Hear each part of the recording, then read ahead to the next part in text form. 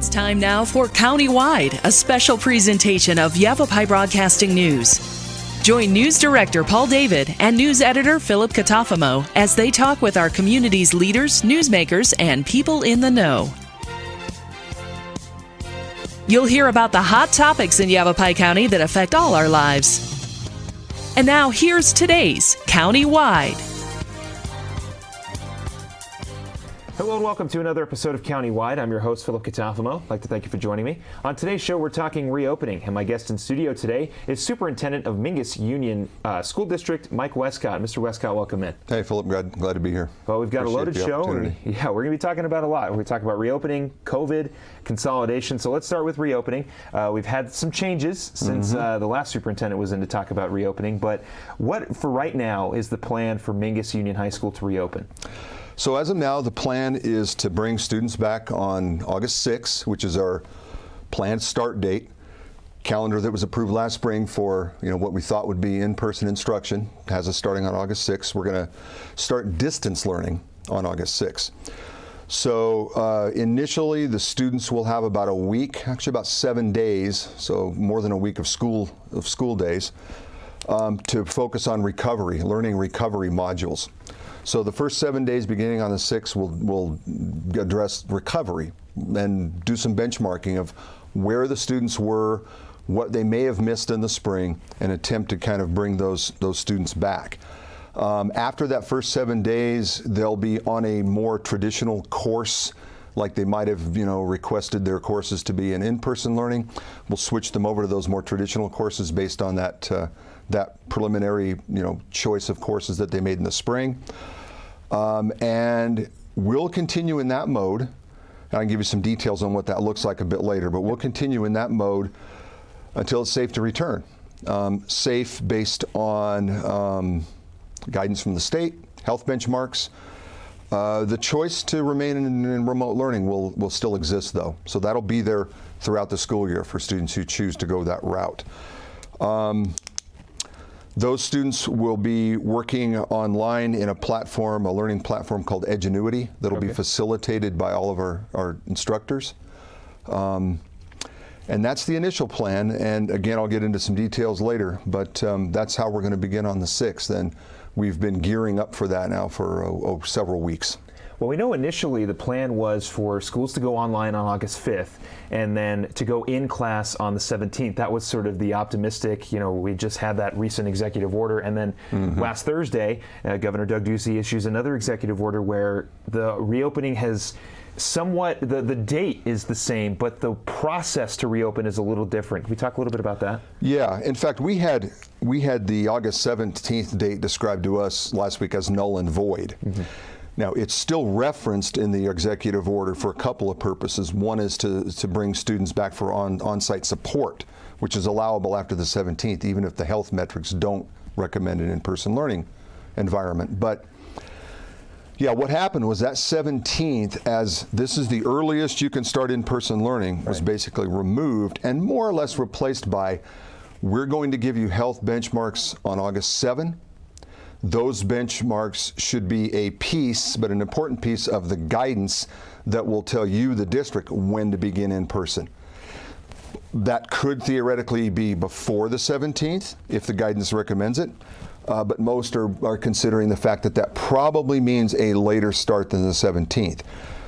Nailing that down will depend in large part on the metrics themselves and what those look like. But yeah, that last executive order really shifted things, even though we were planning to start on the 6th anyway. The 17th as an in-person date, off the table. And you guys are in a little bit of an easier situation. You have the Mingus Online Academy, so you have already that online template, which a lot of school districts don't. But with this change, you had, like I said, you had the initial plan of we're going to go online, then we're going to go in class, and now it's just a waiting game essentially. It is. We're going to continue with the plan we had for the start on the 6th and the learning recovery. For approximately the first week. That was the plan prior, and then move the kids into more a traditional looking course schedule after that. The interesting piece is that you move them into that traditional schedule. Do you do that for a week and bring them back to in person if the metric allows, and then consider the possibility of having to go back to distance. So what a lot of districts are doing is they're talking about, and you've seen some already make statements, talking about staying in distance learning until, say, the quarter ends in October. So that there's a firm, timeline for families. Right. And there's a way to get some continuity with the distance learning and get it established and make some progress, do some benchmark testing out 8-9 weeks out. Right. And then maybe consider a return to in-person. So I think a lot of districts are certainly going to be faced with that, even if the metric is pointing them towards, the ability to come back in person. And you talk about continuity, and that's kind of the thing that we're essentially, where is the continuity? Like I said, that the date changed, the process to reopening changed, even just making up class time from when we stopped going in person in March to now. A lot of kids have not been in school. There was talks about pushing the school date to October. It sounds like there is a way that could still happen. Yeah. How are you guys keeping that continuity? If you're stuck online, are you just going to push through it, or are you going to just try to reopen on the 17th? Or part of that is that you pace the delivery of the online content. Right. So you pace it appropriately. You pace it based on where they appear to be when it begins. And you'd be willing to individualize when you can. Teachers will be doing a lot of individualized lessons and modeling as well to supplement. Right. It's an unknown, though. Yeah. Where students will be when they come back is far less predictable than it might have been otherwise. When they all finish in May, you got a pretty solid idea. Yeah. It's a challenge, and we're going to use that initial sort of launch to kind of inform us as to where they are, and then, like always, teachers have to be ready to adapt, constantly at the moment, and so we're going to be prepared for that. And you mentioned the teachers. Are they ready to process to online? I know you probably have some teachers who are comfortable with it, maybe that aren't. Are you guys ready to go to that online learning on the 6th? Yeah, we're ready, and I think we have a good model because our teachers, though they are going to lead modeling, lead remediation, lead enrichment, their role in the Edgenuity platform is to facilitate and support. So it allows them to enrich and model in the area they've got expertise, but it also allows them in this kind of advisory model we have set up. So they'll be monitoring no more than about 20 students simultaneously. When you compare that with perhaps having to go online live with 100 students or 120. So we think the combination of the enrichment and the modeling that'll happen via Zoom and Google Classroom, combine that with Edgenuity is make a good pairing, and it's going to allow them to be more prepared. Of course, the focus next week when we bring teachers back to campus for pre-service training will be what this is going to look like, making those contacts with families and preparation in the system. But it's a system that's relatively easy to pick up, especially for folks who are accustomed to being flexible, which teachers are. Yeah. Yeah, well, it's like I said, it just seems like this plan has been ever changing, and it's probably going to change again next week or from 2 weeks from now. But it seems like you guys have a strong plan in your online course to go with that on August 6th. We've just got a couple seconds here before we send it to our first break. So you've got this Mingus Online Academy. You're ready to go on August 6th, and then even in your initial in-person plan, you had a lot of protocols in place. Hand hygiene, face coverings. You have protocols for visitors on campus, and a lot of other safety protocols in place that we will be talking about on the other side of this break. Countywide will be right back. We will continue our conversation right after this. Don't go anywhere.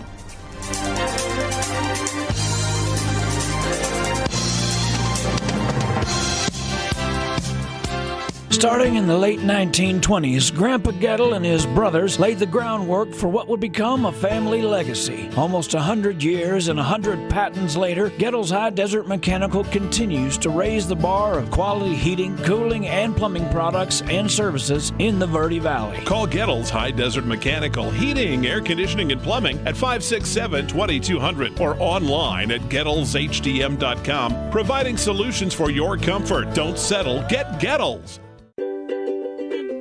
Hi, this is Greg at Verde Solar Power. You know, Arizona has lots of clean, renewable sunshine, and we want to help you take advantage of it with our quality solar installations, and we offer to beat any written offer on a residential solar electric system. So bring us your electric bill and let us show you how solar power will save you money. We're located conveniently here in the Verde Valley and are dedicated to helping the valley go solar. So remember, the energy solution comes up every morning.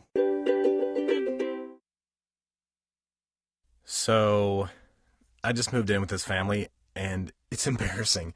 The little one, he likes to go outside and crawl around in the giant litter box. I don't know what he's doing. I mean, I was born and I knew how to use the litter box. Look at that. That's disgusting. Oh, poop already. You're making me nervous. Oh, okay, I can't look at this anymore. I really hope he grows out of this, for his sake. Orkin has pest control down to a science. When your business chooses Orkin's Precision Protection Program, you get a tailored pest control program for your specific industry and environment. Your business can benefit from over a century of experience, training, and scientific knowledge that define the Orkin man. Maximum protection, minimum exposure, backed by one of the industry's most comprehensive guarantees. Choose your locally owned and operated Northern Arizona Orkin and get more than an exterminator. Get an expert.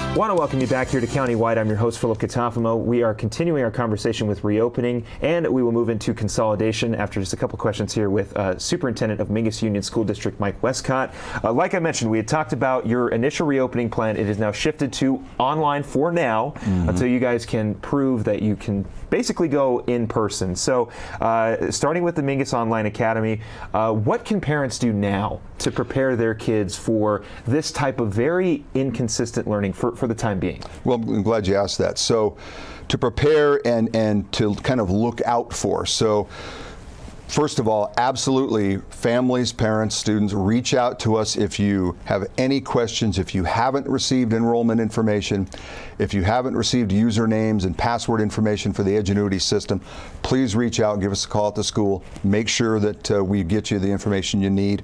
A lot of that information has gone out.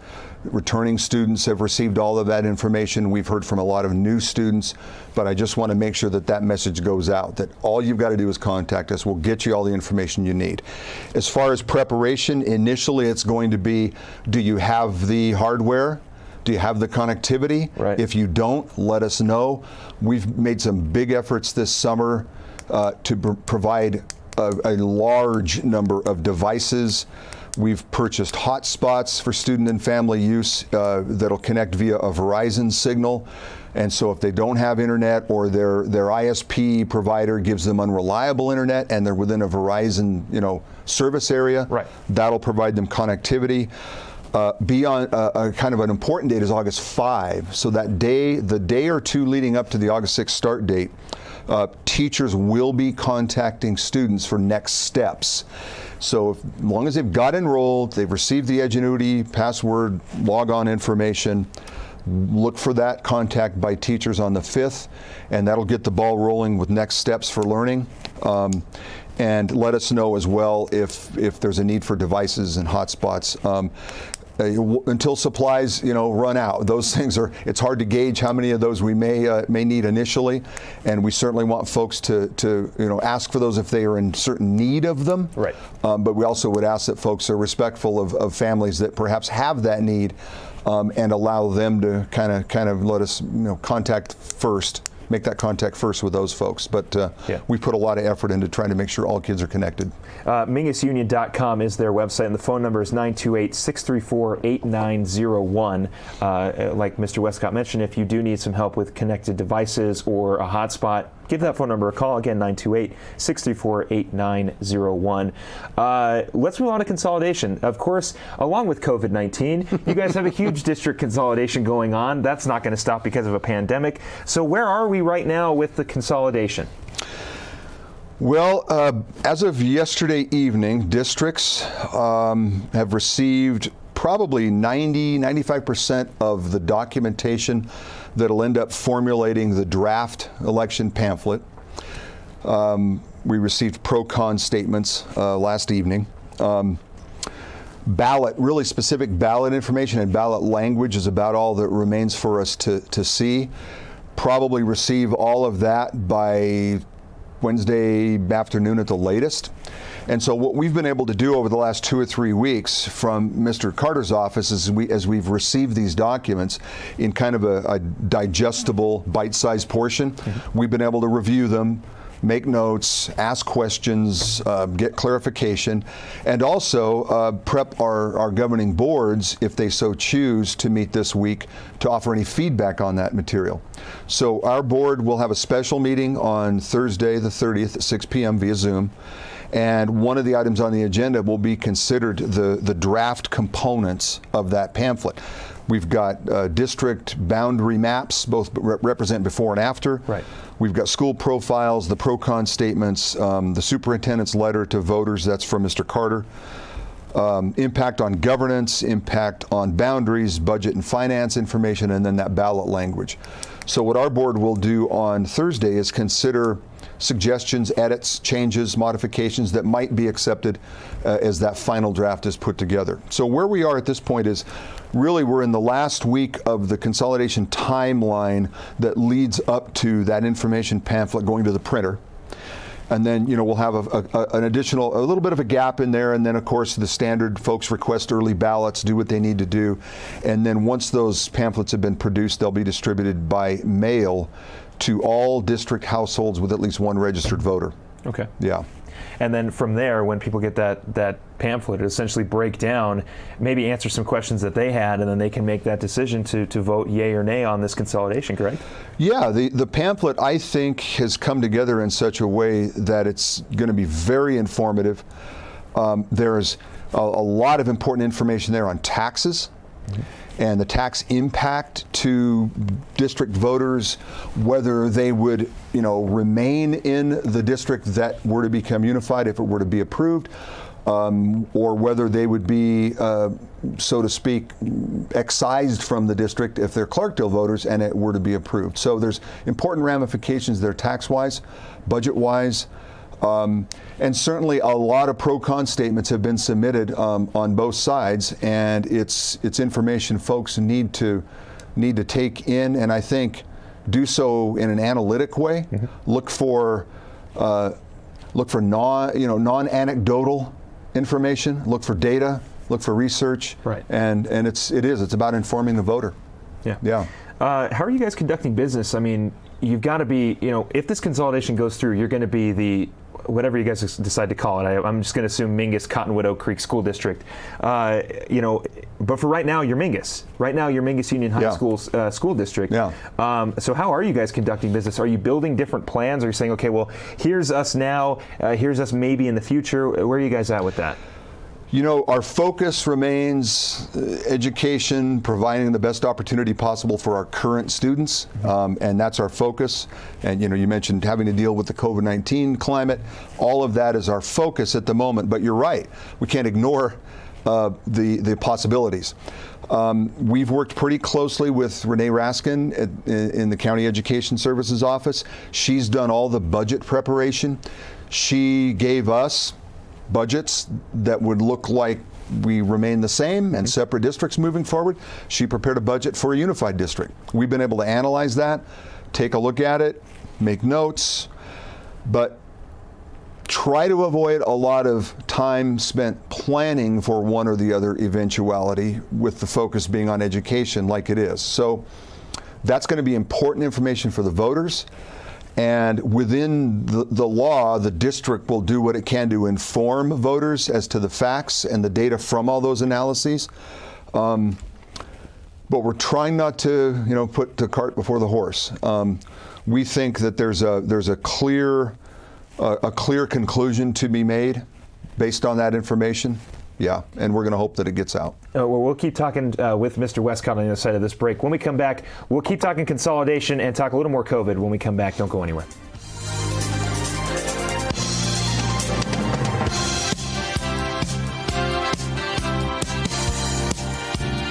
From inspiration to installation. If you need help with your decorating plan, call the pros at the Picture Window. We are your #1 source for top quality blinds, shades, shutters, and flooring. We've been in business here for 41 years, and our delightful sales staff has decades of experience. We're the locally awarded Best of the Best in both Sedona and the Verde Valley. Don't pass up a free estimate on your project. Call the picture window now. Paul Stanley here with Stanley Steel Structures. We offer shade structures that provide style, value, and performance. Our Equinox louvered roof opens and closes to give you the ultimate patio experience. We also offer Alumawood shade covers that looks like wood but lasts like steel and never needs painting or maintenance. Visit us at StanleySteelStructures.com. Contact us today and be covered tomorrow. Stanley Steel Structures. Let us add some space to your place. Been hearing about the crazy benefits of CBD? Find out how CBD can help you at Sedona's #1 resource, CBD Sedona. Come in for a free consultation and let our trained medical staff help you find the perfect product for you. Pain-relieving salves, full-spectrum oils, honeys, teas, cookies, and even CBD for pets. Ready to feel fantastic? Come on by CBD Sedona today. There are everyday actions to help prevent the spread of respiratory diseases. Wash your hands. Avoid close contact with people who are sick. Avoid touching your eyes, nose, and mouth. Stay home when you are sick. Cover your cough or sneeze. Clean and disinfect frequently touched objects with household cleaning spray. For more information, visit cdc.gov/COVID-19. This message brought to you by the National Association of Broadcasters and this station.